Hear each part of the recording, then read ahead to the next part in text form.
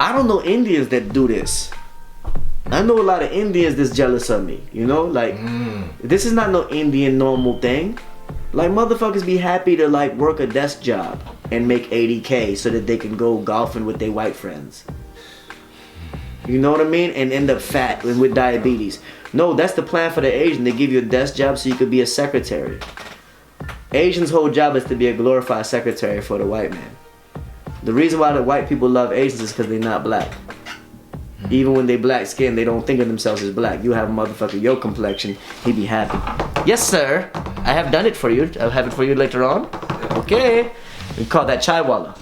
In Slumdog Millionaire, remember they call him a chaiwala? That's a tea bringer. Chinese, Indians, and many Middle Easterners. You gotta think we come from a tea culture.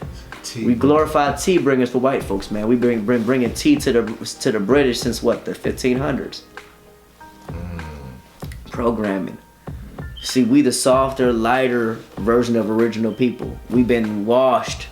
Yeah, you know, like the conquest been going on for like 2,000 years on our side of the land.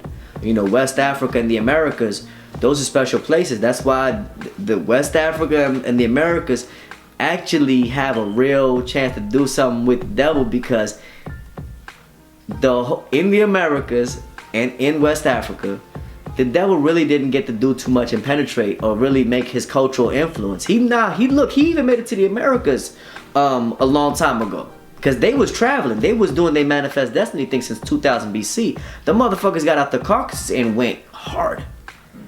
They was locked in a fucking cave system for 2,000 years. Like, them motherfuckers wanted to go everywhere after that. So after 2000 BC, the whole world sees Caucasian people spilling in. Even in China, they got white mummies that barely made it in. And then you know what they did as soon as they seen a few white motherfuckers start coming? You know what China started building? What's China known for? Great Wall.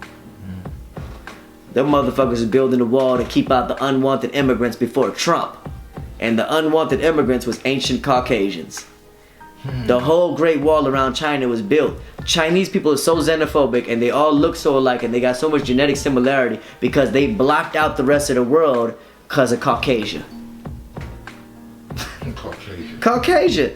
Fucking China had cities and villages and shit before 2000 BC. They just didn't have walls.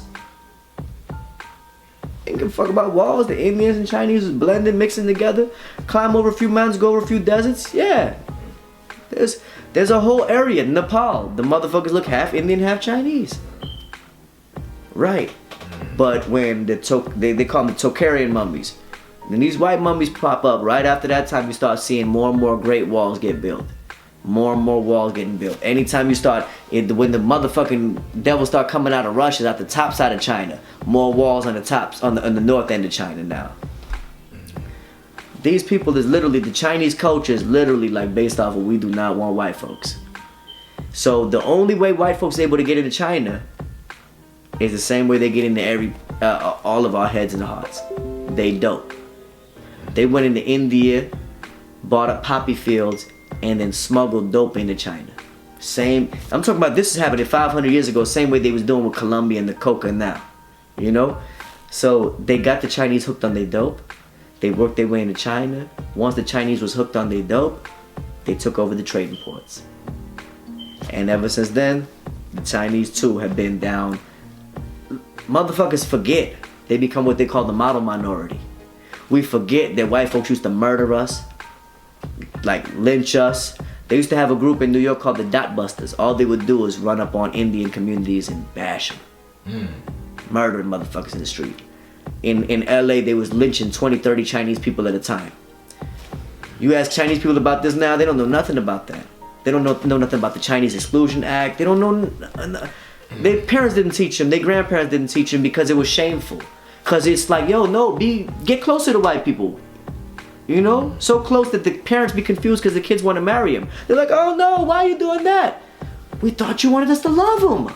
No, love the Chinese values. How? The fuck did you teach us that was a Chinese value? You taught us get money. That's a white value, so we got with the money. I got Becky. Her daddy got money.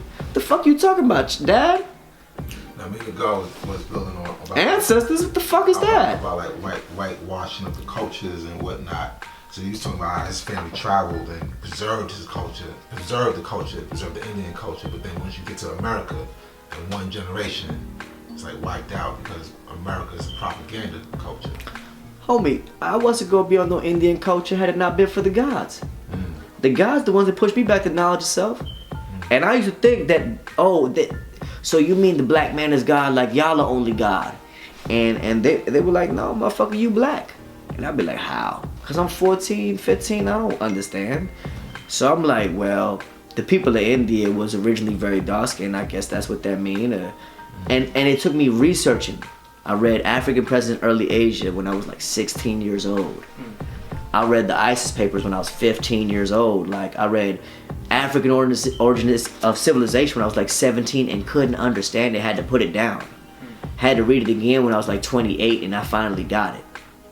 You know, like some things you gotta do like that. So most Indian people, they not learning nothing about no Shiva, Krishna, the black history of our nation. Oh yeah, we was the Gangaradai and we sent Alexander the Greek backpacking like a little bitch. They don't know these stories. They don't know that we was fierce and we was proud of ourselves and we used to have dreads and, you know, we used to look like Rastas, you know? We used to look like men. We used to look like men and women. And now if you look like if you go anywhere in the world, it's like the whole,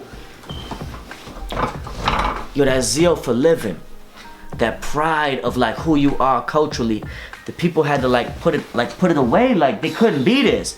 So the only place where motherfuckers really get to be proud of their culture is here. And here you like, well, what culture do I have? So you tell yourself you don't have one. But you could actually just take the culture that you got from your ancestors, where they can't even be it, and be that shit harder right here. That's why low key, I'm the most Indian motherfucker that's Indian right now. Cause the other Indians ain't as Indian as me. You understand what I'm saying? If Mecca did this.